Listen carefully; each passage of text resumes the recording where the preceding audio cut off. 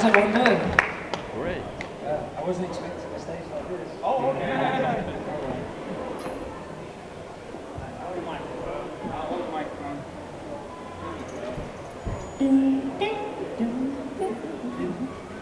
So is everyone having a good time? Yeah. Yeah? Is everyone having a good time? Yeah! There you go. Can everyone say Star Wars? Star Wars! Stockholm! Stockholm! Boys, I'm really happy. I was going to go, yo, Joe! I'm happy to be here. It's been really nice to see everyone today. And some familiar faces from when I was in Malmo. And I don't know if anyone went to Celebration in Anaheim. Yeah? Did you have a good time? Yeah, it was fun, wasn't it? Yeah, great. Yeah. Cool. So who's coming tomorrow? Everyone's hand should be up. They're doing some like discounts, some good giveaway prizes at the tables tomorrow if you come tomorrow. Maybe get some lightsaber lessons. Maybe. Oh, that was me, I think. Sorry. Any questions for Mr. Park? Here we go. Why go first? How does it feel, how did it feel being Snake Eyes, like being quiet all the time? You know, that was a bit of a challenge because I always like to talk. But it was actually nice not to have any dialogue because I felt like Snake Eyes was more in his body language. And I'm a physical performer, so I've been doing martial arts since I was 7, and in competition or in demonstration, because in the Kung Fu style, Wushu style that I do, some of the performances are done for an exhibition, so you're entertaining the audience, and so that's where Snake Eyes was close to home for me in that. So I like being physical, and I'm a big fan of Charlie Chaplin, or any of the guys who use their body in a certain way, like Andy Serkis. You can really like do good things, you know. So it was fun to do. Did you like it? Which one do you like the most, first or second one? I think the second one. You like the second one? Why? Cool. Because the suit was a little bit different. Yeah, it was more like more for wear and armoured. There was still both a challenge but fun challenge, which I really enjoyed. I loved the training and preparation that I put in to play Snake Eyes as well. You know, it was fun just to train for that, knowing I was going to play Snake. When did you start doing martial arts? When I was 7. 7. Yes, started competing for Great Britain when I was 14 in Wushu, and really I got into the Wushu and wanted to be doing competitions so I can work with Jackie Chan and Jet Li and get into film. So that was. What defines Wushu for those who doesn't know what Wushu is? Well, if you've ever seen like any kung fu forms or any type of martial art form, to me Wushu is more of an extension, elaborate gymnastic martial art display of that, with a lot of great high kicks and flashy movements, and there's a lot of different sides to Wushu as well. But I did more of the northern side of it, with the Chang Chuan and the broadsword and the stick, and a lot of the other gymnastics side. A very dynamic martial arts style. Yeah. Sometimes some people say it looks too flowery as well in certain things, but for me, I love Jet Li, and so to me that was a great reason to do Wushu. How did you get the role of Darth Maul in Star Wars? Nick Gillard, he called me in. He's a stunt coordinator, and he had heard about my work on Mortal Kombat Annihilation. I doubled for Raiden and played Reptile and played Baraka, and I went in for a stunt audition, even though I wasn't a stunt man, but I went in and auditioned when they were auditioning stunt guys for that. And Robin Shu, the lead actor, saw me, and because of my Wushu background, he brought me on and made me part of his team. So I worked with him and some of the Hong Kong guys, and I was on it. And I've been a big fan of Robin and Keith Cook and JJ Perry, and so I got to work with some really good stunt performers, and that was my apprenticeship into stunts and action and acting. And it was on Mortal Kombat I realized that I don't want to just do stunts, I want to actually do it. I want to be the guy doing my own stunts, and that's where I was lucky I got the call for Phantom Menace. So it really helped. Gave me that confidence and boost to learn how to do air rounds, wire work, you know, crash falls, which we were doing that kind of stuff in gymnastics, but not in that scale for film. So it was nice to sort of be a big kid. Yeah. During Star Wars, did you ever get any directions directly from George? All the time, yeah. Yeah. Did he give you any like motivation and backstory? Yeah, when I landed the part of Darth Maul, you know, George to me was a master. You know, like I asked him where does Darth Maul come from, and he was just like he made me feel comfortable in the sense where he goes wherever you want, wherever where you feel he comes from, whatever character you feel he may be, I want you to bring to the table. So that's where I use my physical side to bring to life a character. It was more on what I felt, how his presence, how his fighting style would be. Kom bort här till mikrofonen så. Can everyone understand me? Yes. I never thought about that, sorry. I do tend to mumble, I'm a little jet lagged, I haven't slept since yesterday, but still good though. Worth it. Sorry. No problem. What was the hardest thing for you during the Star Wars? Hardest thing for me was when I wasn't working and making time doing nothing or waiting. And it's like that on any movie that I'm on when they ask you to, now you have iPads and stuff like that, but you know, you can catch up on Netflix, whereas before, I didn't like being still and waiting to do action sequences, because most of the time, you never got any preparation. It wasn't, you spend all this time warming up and ready to do all this action sequence, and then they'll call you at 4 o'clock in the morning while you've been there all day. So I don't like to be still, I like to keep on moving. And what about characterization and scenes on the sand? Sorry? What about makeup? Oh, the makeup. The makeup was great. It took about 2 or 3 hours, and I would catch up with my sleep. You know, it was the perfect time because it wasn't airbrushed. It was done by brush, and because I was the first one called in the morning to be put into makeup and the last one to leave. When I finished, wrapped up for that day, I'd go to the gymnastics and get my training in. So I was getting my training and then getting home at midnight, and then be called in at 4 or 5 in the morning. So by the end of the week, I was tired. So about 3 hours for makeup was my catch-up time, and it was a good time. You know, I was 22. You're like the biggest. I've just finished Mortal Kombat, and now I'm playing the bad guy in Star Wars. Wow, this is amazing. Like a few months before that, I was stacking shelves in the supermarket and competing, you know, so it was like, my mind was just like, I was just on adrenaline for the whole shoot, so I just felt very lucky. Did you keep any props from Star Wars, from your character? The only thing I wanted was the contact lenses. Why? It was just, well, I was 22. Right. And it was something you never saw back then. You would never see contact lenses. You know, you couldn't buy them. And to me, for me, I had weapons and swords and sticks, and so we weren't allowed to have any props from the movie. But when I was asked if there's anything you would like, what would it be? And it was the contact lenses. I just thought it'd be funny to drive down the street, you know, especially in England. I don't know what it's like here, road rage. You know, and someone cuts you up, and you just roll down your window, and you've got the red eyes. I just wanted to do that. A bit like Teen Wolf, you know? Teen Wolf? You know?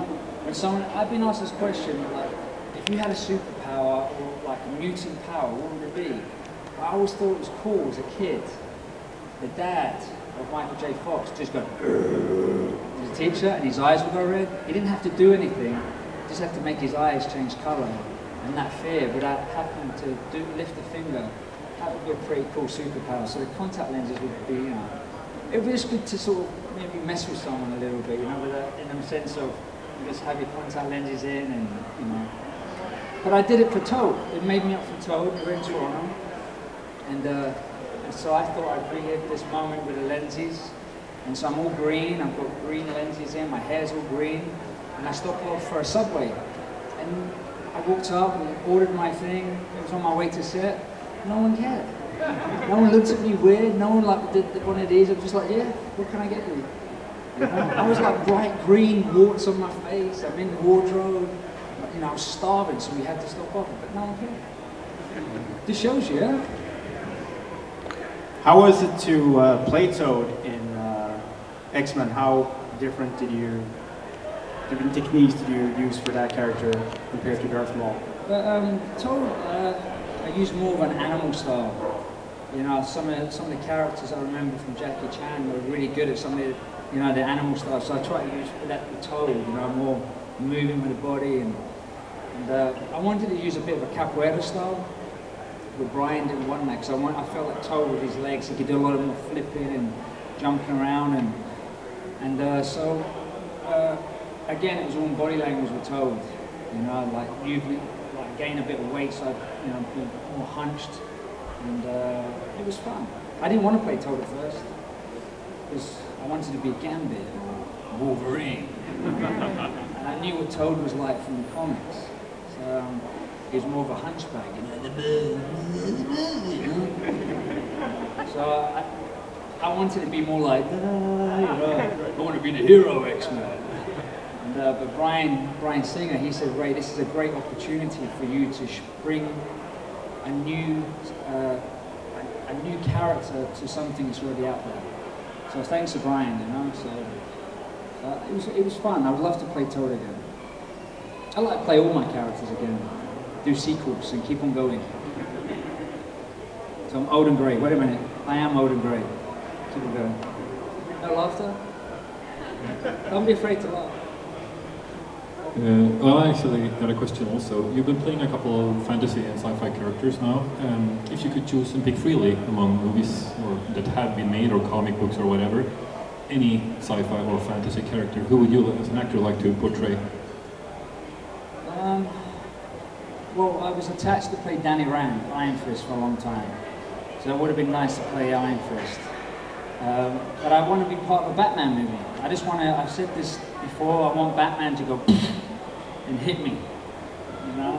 I want to be that guy. I want to just be part of a Batman movie. I wouldn't play Batman, but maybe be a villain or something in it, one of the henchmen. It would be great to be something like that. And also being Star Trek. I'd love to be part of Star Trek in some way. But anything. I'll be the old geezer that you come and see that once was a great warrior in the past time. And you come and see, and I'm in a little tea house, and I've got a big belly, and I come out and do my drunken master stuff, you know? And maybe one day, with my tight jeans on, yeah. What was the funniest scene you ever played in Star Wars? The funny scene? It was more of a behind the scenes. When we were not shooting, I was trying to just like keep going. We would, I'd had this thing because we were playing a lot of Prodigy at the time. So Firestarter was in my head. So whenever I was Darth Maul, I'd play Firestarter to get me pumped up, and I'd be doing the running man like this as Darth Maul. And I think my buddy filmed it somewhere, but I don't know where it is. There's me with my top off, with Darth Maul, doing this, with jean shorts on. I don't know if you've seen some of the behind footage of me in my cut-off jeans and stuff. It was around about that time. You know, because it was a great time for me. It was, again, I felt very lucky. And it was a great crew and cast, and the stunt crew were great.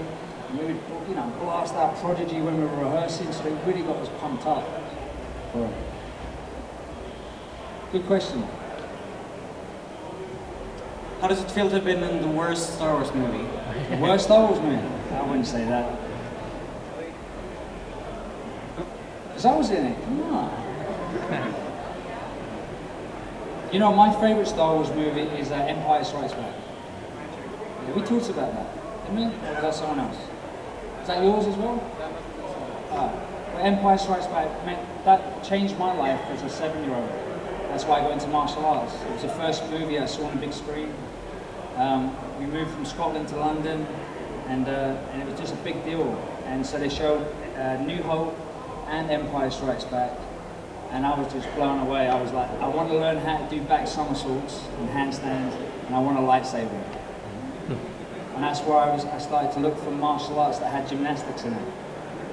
So all because of Star Wars, as well as Bruce Lee and Jackie Chan.